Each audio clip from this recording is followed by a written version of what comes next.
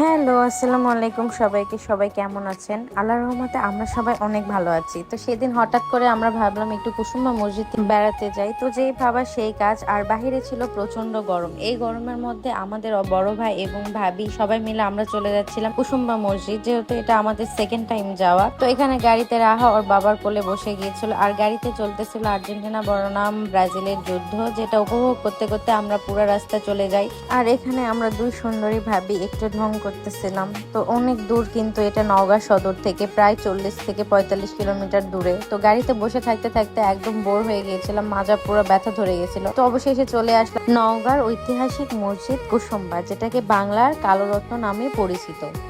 আসার পর দেখলাম চারিপাশের পরিবেশটা এত শান্ত আর পরিষ্কার, দেখে যে কারো মন একদম খুশি হয়ে যাবে। তারপরে রাহা এখানে চারিপাশটা দেখতেছিল আর ভাবতেছিল অনেক সুন্দর একটা জায়গায় চলে আসলাম আজকে আমরা। তারপরে এখানে আমরা আমাদের কাজে লেগে পড়ি, মানে আমরা এখানে ভিডিও শুট করে নেই। তারপরে আমরা কিন্তু বেশিক্ষণ এখানে স্টে করতে পারিনি, কারণ চারিপাশে একদম এত গরম ছিল, বাবুকে নিয়ে একদম নাজেহাল হয়ে গিয়েছিলাম। তারপরে সেদিন আমার কি হয়েছিল বুঝতে পারতেছিলাম না, একদমই শর্টে গিয়ে মানে স্ক্রিপ্ট ভুলে যাচ্ছিলাম। যাই হোক, এখানে আমাদের ভাবির কি কত সুন্দর করে ভাইয়া ভিডিও করে দিচ্ছিল, সেটার একটা ক্লিপ নিয়ে নিলাম। আর চারিপাশের কারুকাজগুলো এত সুন্দর ছিল, জাস্ট দেখার মতো। আসলে প্রাচীন জিনিসগুলো দেখতে অনেক সুন্দর লাগে। তারপরে এখানে বসে থেকে থেকে অনেকবার শর্টের জন্য ট্রাই করতেছিলাম, বাট সেদিন আমার যে কি হয়েছিল বুঝতেই পারতেছিলাম না, কোনোভাবে আমি পারফেক্টলি একটা শটও দিতে পারতেছিলাম না। যাই হোক, বাইরে অনেক গরম, আর এত দূর জার্নি করা আসার পর মনে হয় আমার মানে শরীরটা একটু খারাপ লাগতেছিল। আর এখানে আসার পর আমি জীবনে এত ছোট আম দেখেছি। আপনারা কেউ কি এত ছোট আম কোনোদিন দেখেছেন? আমি কিন্তু এই প্রথমেই এত ছোট আম দেখেছি। তারপরে এখানে আমি আর ভাবি হাঁটতেছিলাম, যেহেতু এই মসজিদের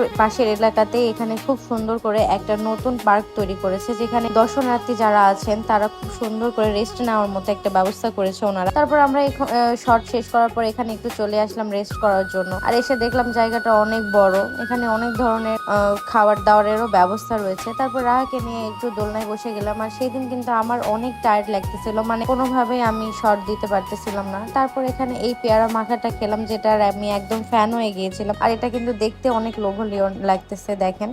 তারপর এখানে আমরা ফুচকা খাচ্ছিলাম, যেটা একদমই বাজে ছিল। তারপর আবার ওখান থেকে ব্যাক করার পর আমরা আবার শুটে নেমে পড়ি। তো ফাইনালি আমাদের কিছু ক্লিপ নেওয়া ছিল, ওইগুলো হয়ে গেলে আমরা চলে আসি দিঘিতে। আর এই দিঘিটা কিন্তু এখানকার খুব ফেমাস একটা দিঘি, আর এটার ভিউ কিন্তু এত সুন্দর। আর এটা কিন্তু খুবই বড় একটা দিঘি ছিল, মানে একদম নদীর মতো দেখতে, যেটা দেখে মনে হচ্ছিল সেই ছোটবেলার কথা, যদি আমি একটু নেমে গোসল করতে পারতাম। তো যাই হোক, এখানে ঘোরাঘুরি শেষ করে আমরা একদম মানে টায়ার্ড হয়ে গিয়েছিলাম। ভাবলাম যেহেতু ছোট বাচ্চা আছে, তারপর আমরা চলে যাচ্ছিলাম বাসার উদ্দেশ্যে। আর এখানে ব্রিজের উপর নেমে এখানকার ভাইরাল সন্দেশ কেনার পর আমরা চলে যাচ্ছিলাম আমাদের বাসায়। আপনারা যারা যারা এখনো কুসুম্বা মসজিদ একবার হলেও দেখেননি, তারা অবশ্যই গিয়ে দেখে আসতে পারেন আমাদের বাংলার ঐতিহ্যবাহী কুসুম্বা মসজিদ।